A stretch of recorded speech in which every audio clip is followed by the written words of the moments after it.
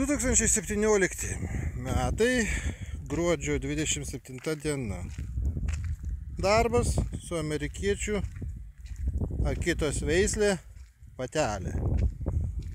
Darbas per atstumą, komanda sėdėti.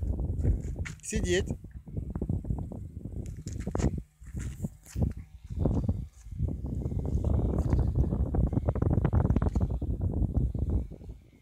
Лежать.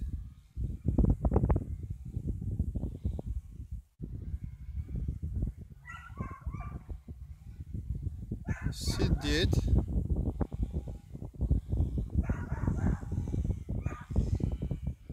Стой. Ką мне? Молодец. Nu tai kągi, daug nešnekėsi, mes ne kompiuteris, ne Wikipedija.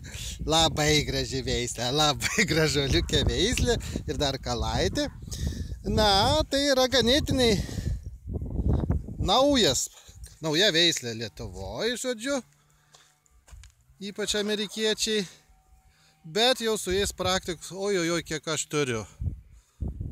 Blogų veislų, kaip visada sakau, nėra. Svarbu laiku šunį dresiruoti. Kovinis taps ne koviniu ir šiaip nebus problemų.